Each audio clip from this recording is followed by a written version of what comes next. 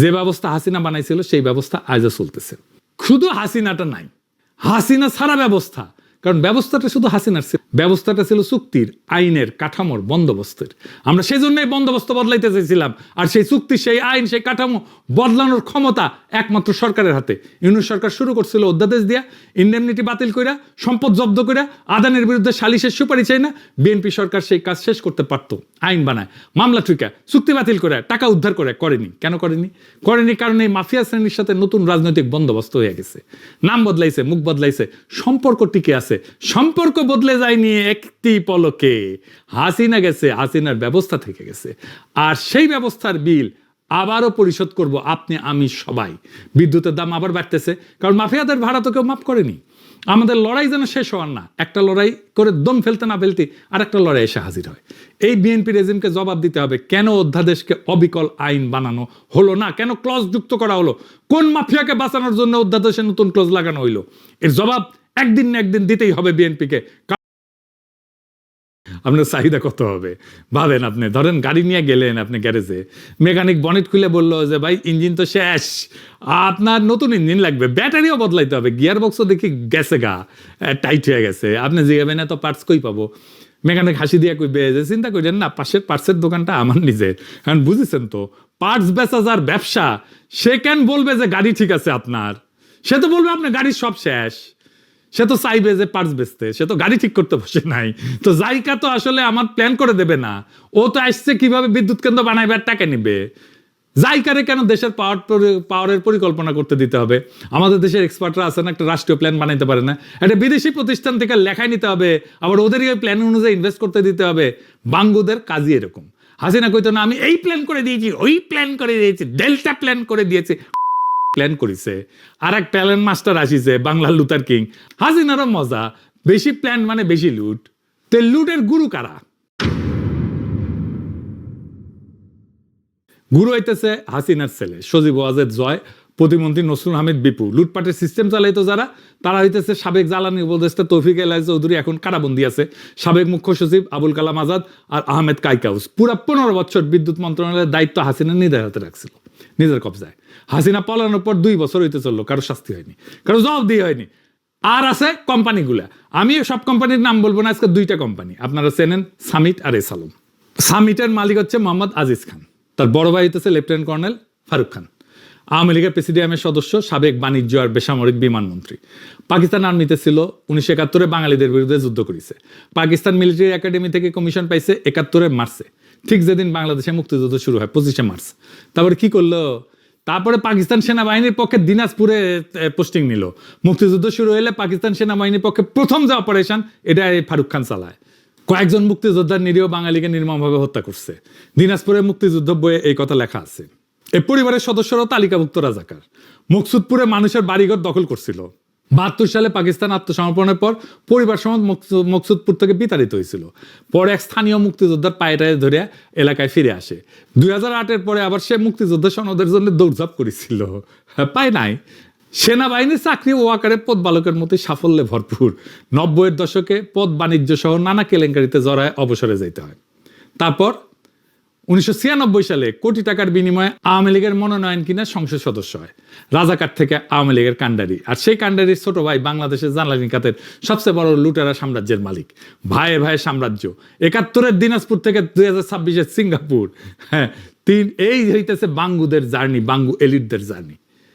আরো 3 ভাই আছে, জাফর, লতিফ, ফরিদ, সবাই সামিটের ভাইস চেয়ারম্যান।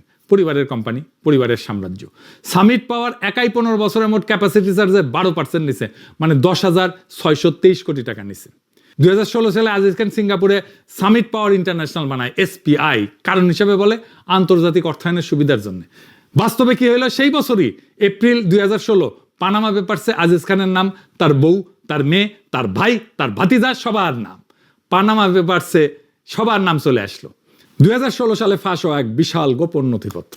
পানামার একটা আইনি প্রতিষ্ঠানের 1.1 কোটি ফাইল সাংবাদিকদের হাতে চলে আসে। এই ফাইলগুলোতে ছিল দুনিয়া জুড়ে ক্ষমতাবান লোকদের গোপন সম্পদের তালিকা, কে কোথায় কত টাকা লুকায় রাখছে। কোনো দেশের প্রধানমন্ত্রী, কোনো দেশের রাষ্ট্রপতি, কোনো ব্যবসায়ী, বিশ্বজুড়ে কাপাকাপি শুরু হয়ে গেল। আইসল্যান্ডের প্রাইম মিনিস্টার তো পদত্যাগ করতে হইল। পাকিস্তানের নওয়াজ শরীফ ক্ষমতা হারাইলেন। আর সেই তালিকায় বাংলাদেশের একজন মোহাম্মদ আজিজ খান, সামিটের মালিক, ব্যান্ড পার্টি বাজান হেরিটেজ সাহেব, 6টা অফশোর কোম্পানি ব্রিটিশ ভার্জিন আইল্যান্ডে রেজিস্টার্ড, সিঙ্গাপুরের ঠিকানা। অফশোর কোম্পানি কি জানেন তো? অফশোর কোম্পানি হইতেছে ছোট দ্বীপ দেশে রেজিস্টার করা কাগজি company. British Virgin Island, Cayman Island, Bahama, এই সমস্ত জায়গায়। এগুলো দ্বীপ কিন্তু রাষ্ট্র। এই দ্বীপগুলোতে ট্যাক্স নাই, মালিকের নাম প্রকাশ করতে হয় না, কে আসল মালিক কেউ জানে না। তো এই কোম্পানিগুলো কাদের লাগে? যারা টাকা লুকাইতে চায়, যারা ট্যাক্স ফাঁকি দিতে চায়, যারা চুরি করা টাকা বৈধ দেখাতে চায়। সাধারণ ব্যবসায়ীর এই জিনিস লাগে না।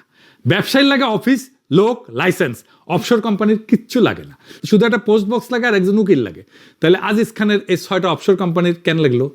সিঙ্গাপুরে অফিস তো আছেই, বাংলাদেশের সামিট তো আছেই। উত্তরটা সবাই জানে, লুকানোর জন্য টাকা, লুকানোর জন্য, পাচার করার জন্য টাকা। ওর বাপের কি সিঙ্গাপুরে জমিদারি ছিল যে এত টাকা দিয়ে সিঙ্গাপুরে কোম্পানি করলো? আজিজ খান এখন সিঙ্গাপুরের 41তম ধনী, সম্পদ $1 বিলিয়ন বেশি। বাংলাদেশ ব্যাংকের কাছে কোনো রেকর্ড নাই এই টাকা বৈধভাবে যে বাইরে গেছে। হাসিনা পলানোর পরে আজিজ খান বাংলাদেশের নাগরিকত্ব ছেড়ে সিঙ্গাপুরের নাগরিক হয়েছে। ফারুক খান গ্রেপ্তার হয়েছে 14 অক্টোবর 2024। ডিসেম্বরে 2025 সামিট সহ 10টা গ্রুপ আর হাসিনা পরিবারের 66,146 কোটি টাকার সম্পদ জব্দ হয়েছে। কিন্তু এইসব কাগজে, বাস্তবে আজও সামিটের কোম্পানিগুলোতে বাংলাদেশের জনগণের টাকা ঢুকিচ্ছে।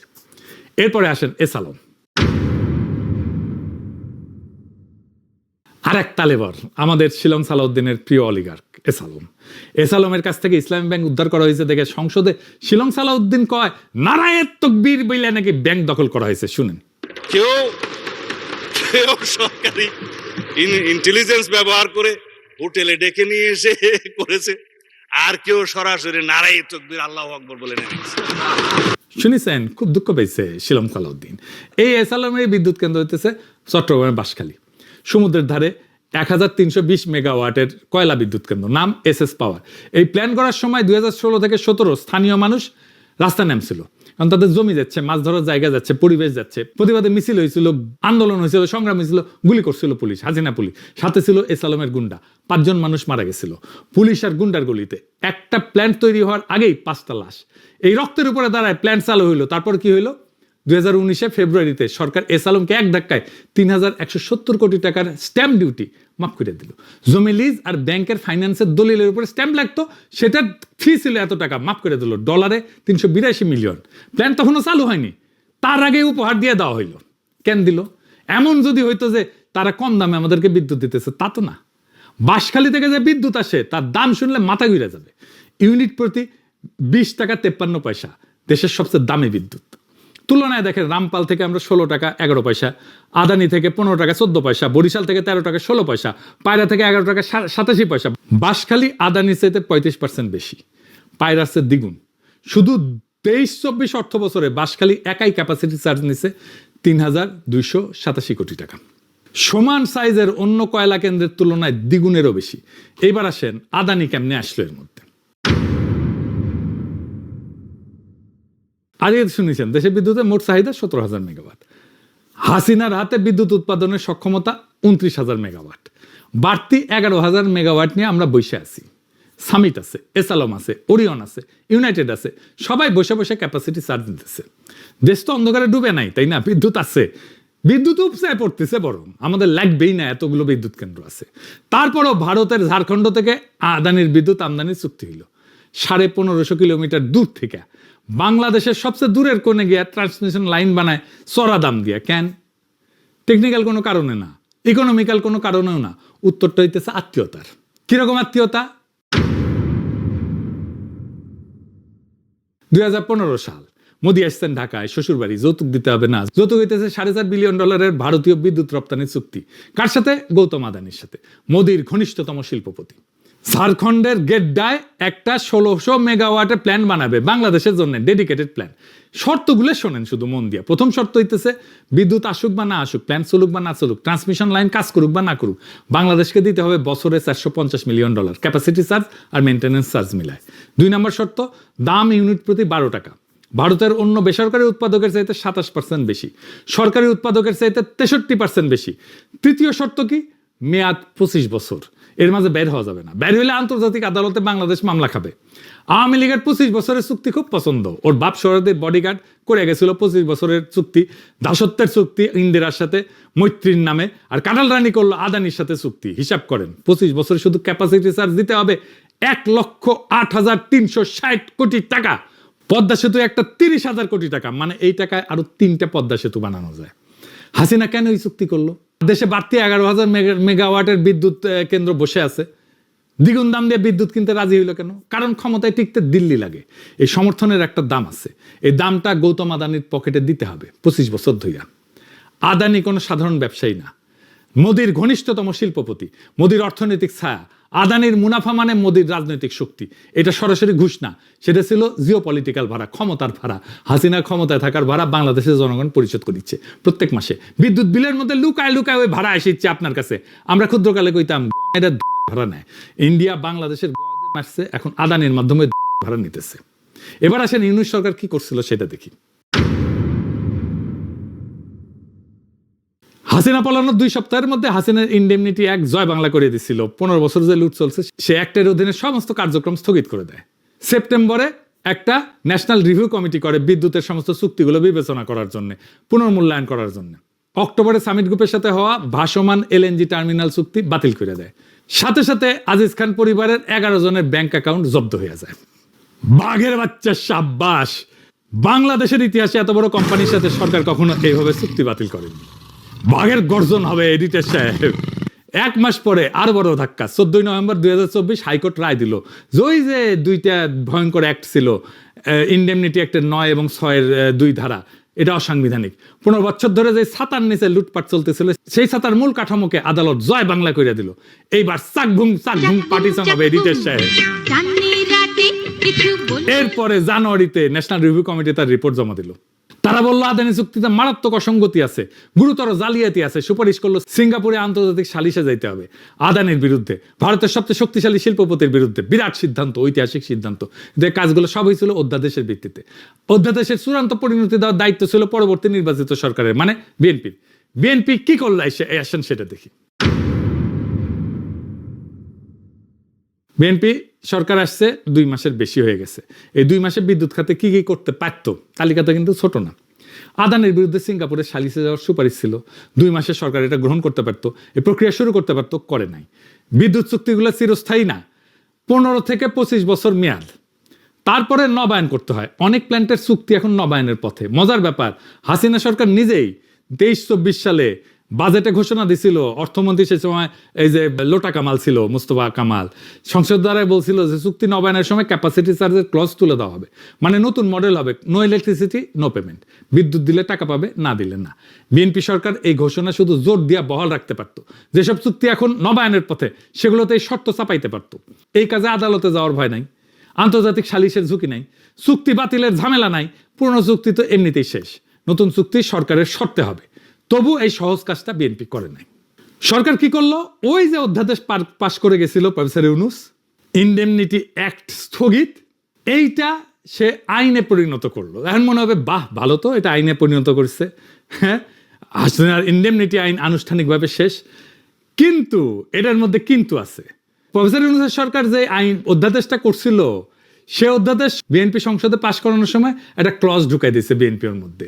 সে ক্লজটা কি, দায় মুক্তি আইন বাতিল হইলেও তার অধীনে যে সম্পাদিত সব চুক্তি সেটা বৈধতা দেওয়া হবে। বা আইন বাতিল, কিন্তু আইনের ছাতার নিচে চুক্তিগুলো হয়েছিল সামিট, ওরিয়ন, এসালম, আদানি, সব চুক্তি বৈধ, কোনো চুক্তি বাতিল হবে না। হাসিনার দায় মুক্তি আইনের সব চুক্তিকে বৈধতা দিছে বিএনপি। মাফিয়া আইনটা বাতিল করার মানে কি? যদি মাফিয়া চুক্তিগুলো বহালই রাখে, মাফিয়াদের লাইসেন্স কেড়ে নেওয়া মানে কি? যদি তাদের সব রোজগার নিরাপদ রাখে, এটা তো বাতিল করা না, এটা বৈধতা দেওয়া। এটা পুরনো আইনের কবর দেওয়া না, এটা পুরনো আইনের অধীনে যত লুটপাট হয়েছিল সব লুটপাটকে চিরস্থায়ী বৈধতার সিল মেরে দেওয়া। ইউনূস সরকার অধ্যাদেশ দিয়ে বলছিল এই লুট অবৈধ, বিএনপি সংসদে আইন পাশ করে বলল এই লুট বৈধ। এখন সব মেলান, হাসিনা গেছে, আওয়ামী লীগ গেছে, অভ্যুত্থান হয়েছে, বিপ্লব হয়েছে, 2 বছর হইতে চললো, কিন্তু সামিট প্রত্যেক মাসে টাকা পাইতেছে, ওরিয়ন পাইতেছে, ইউনাইটেড পাইতেছে, ডরিন পাইতেছে, এস আলমের বাসখালী আজও ক্যাপাসিটি চার্জ নিতেছে, আদানি মাসে মাসে কোটি কোটি টাকার কিস্তি বুঝে নিতেছে। যে ব্যবস্থা হাসিনা বানাইছিল সেই ব্যবস্থা আজও চলতেছে। শুধু হাসিনাটা নাই, হাসিনা ছাড়া ব্যবস্থা, কারণ ব্যবস্থাটা শুধু হাসিনার ছিল, ব্যবস্থাটা ছিল চুক্তির, আইনের, কাঠামোর, বন্দোবস্তের। আমরা সেই জন্যই বন্দোবস্ত বদলাইতে চাইছিলাম, আর সেই চুক্তি, সেই আইন, সেই কাঠামো বদলানোর ক্ষমতা একমাত্র সরকারের হাতে। ইউনূস সরকার শুরু করছিল অধ্যাদেশ দিয়া, ইন্ডেমনিটি বাতিল কইরা, সম্পদ জব্দ কইরা, আদানের বিরুদ্ধে সালিশের সুপারিশ চাই না।